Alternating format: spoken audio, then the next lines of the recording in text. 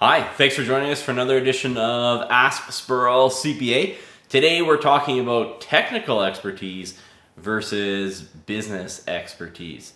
So I have Laura here again with me today. Laura, thanks for joining us. So Laura, is your little one learning anything about business yet? Not yet. Too young. So they're not. Mine's trying to sell me stuff. I don't know if that's. I think that's maybe my fault. So the quote that we have here today, Michael Gerber quote, is the fatal assumption is if you understand the technical work of a business, that you understand the business that does that technical work. And that's the fatal assumption. Statistics, Industry Canada tells us that 50% of Canadian small businesses fail, and those are probably the most optimistic stats that you can find on that subject. Some people will suggest that it's up to 90% that fail.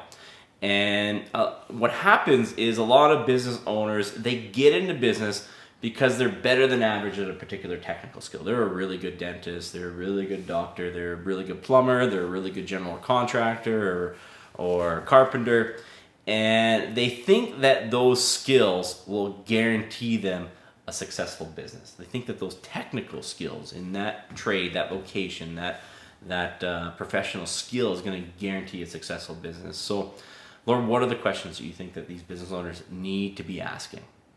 Do skilled technicians often fail in business? Happens all the time. We see plumbers who are extremely successful, or an electrician who's extremely successful, or a contractor who's really good at their job, and they were an excellent employee and probably a top performer on their team, and then they go into business and it doesn't actually work out for them. So that technical expertise isn't as correlated to the success in the business as these people think. You would think that your own rationality, thinking, well, if they're better at this job, that must make that they'll be a good business owner, and it just doesn't seem to correlate around that fact. Can people succeed in business without knowing the trade themselves? Yeah, so there's the other flip side of it, where it just because you're good at the trade or that skill, it might not work. But then there's people who they're not good at it at all, but they can run a successful business. They might not even have that ticket. They might not be a plumber, or electrician, or a contractor, but they run a successful contracting business. Or you get a physician who's an average physician, but they run a fantastic clinic and they employ dozens of doctors. So you get a guy like Richard Branson, who owns a business in every single discipline, and I guarantee you he doesn't know how to fly a plane or get to the moon or build a cell phone tower, but he runs businesses and he builds businesses. So just knowing that technical skill won't guarantee success. And even if you don't know that technical skill, it's been proven that if your business skills themselves are more important in the successful business. Will being good at your trade alone get you customers? Yeah. So here's what people think is I am I'm the best plumber. I'm the best auto detailer, and so everyone's going to come because they're going to know about my work, and it just doesn't work that way. The marketing world is there's just so much out there. So just simply doing a good job alone. I'm not saying you don't do a good job. You have to do a good job to succeed in business. But just doing a good job alone, most people will never know that you're doing a good job, and they'll never know to call you just by doing a good job alone. Do most business owners underestimate the time required for marketing? Yeah, 100%. So they can do a good job, but then they don't promote to their ideal and likely buyers that they are the leader in this area, that they are going to do a good job. And so they just don't get noticed. And they think that marketing is something that often that you can do periodically. When we're short on work, then we can do marketing. But marketing is extremely difficult as it is, and it becomes even more difficult if you stop and start it. You have to invest more time if you want to do it all at once. It's a lot easier. A lot of most effective marketing initiatives are something that they're more efficient if you do them periodically over time.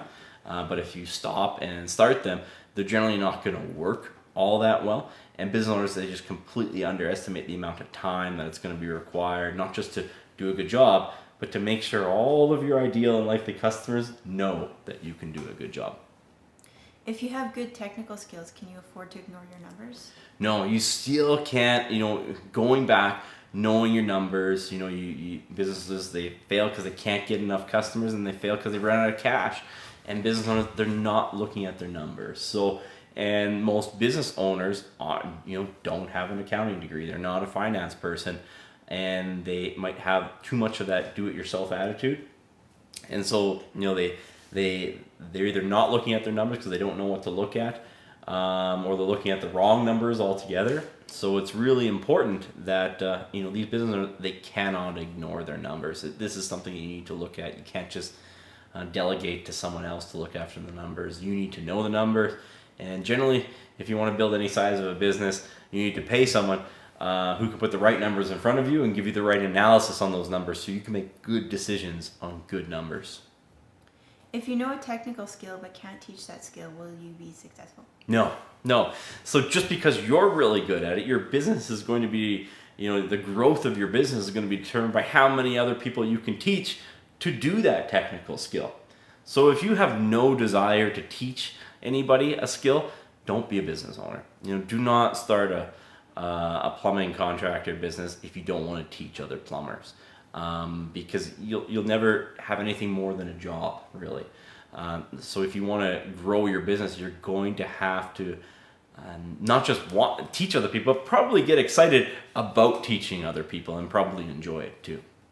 How do checklists and templates help average technicians perform at higher levels? Yeah, so you have to realize that all of the people that you're going to hire into your business, a lot of them aren't going to have the same technical abilities that most business owners start a business, they become a top performer on a team, and they want to move to another team that they start because they think that they can magically find other people who are like them. But a lot of people, they just take a job because they want to take a job, and they haven't spent the time invested in getting that good at it. And even if they wanted to spend the time, they might not have had the right resources available, or they might not know how to do the things the way you want to do them. So the only way that you're going to coach that average employee up is to have those checklists and templates, which is kind of the recipe for success. It's like, you want to bake a successful batch of cookies. Well, write down the recipe. It's the same in any business. If you want to handle a particular situation correctly, write down what that recipe for success is. What are the checklists of the things you need to look at, and what are the templates that you need to use? And then you can turn the average technician into a high-level technician, and that's really the name of the game. Can you advocate setting the strategic direction for the business? Yeah, you need to set that strategic direction for the business. Normally should take the place of a business plan, and that's just not something that you can think will work itself out. You actually do need to look at where am I right now, where do I want to go, and how am I going to get there, and lay that out. And that's something that you as a business owner actually need to do. You need to do it and write it down in some sort of formal manner, and improve on that every single year. So you need to take time out of your day to set that strategic direction and formalize. And when I mean formalize, I mean put it in writing, that strategic direction, where you are, where you want to go, and the exact steps you're going to take to get there. What normally happens when owners don't take an active role in recruiting? Yeah, so a lot of business owners, you can hire an external HR firm, or they get just one person in their business. Say you look after the recruiting, that's fine. But then they complain when they don't get people who are on board with the mission.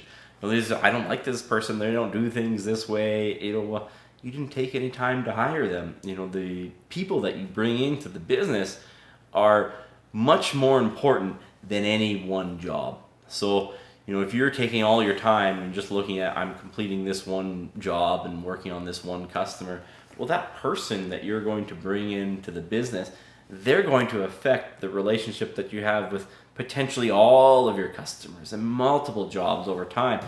This is where you need to be allocating your time, is making sure I'm seeing enough people and that I'm meeting them, and these people have, are consistent with the values that I have and the objectives that we have as a business. That's probably the better use of your time for most business owners, even though it can be hard because usually that employee doesn't pay off for a while until they come into the business, until they get trained. But if you don't take the time to get the right people on the bus in the first place, you're probably not going to be happy with the result.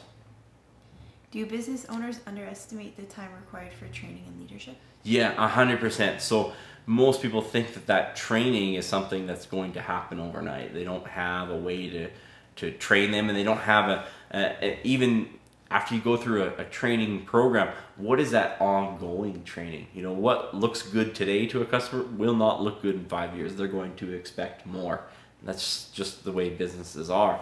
So if you don't have time set aside to do that training with staff, first of all, you need to be doing training yourself to learn new skills, and then to pass that training on to your staff so they can get better. The team is not going to get better. You're going to blame the staff that it was that person's fault, or they don't work as hard as I do. Well, guess what? How much time did you take to try to train them to be better? How much time have you invested in leadership to communicate the values of the business? Most business owners, they completely underestimate how long and how often you have to communicate what those values are to the employees.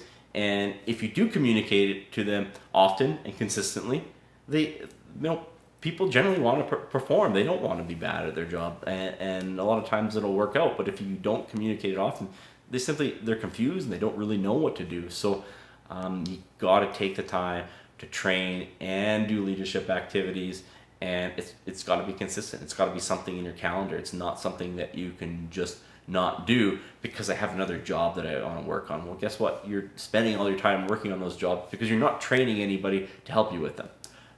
So I think that's what we have here today. Thanks so much for tuning in. As always, please hit the like and subscribe button so we can continue to deliver you tips on how to beat the odds at business. And please leave any comments below on what you thought, and if you have anything else that we'd like to address on future videos, please leave them in the comments, and we'd love to do it on a future video. Thanks very much.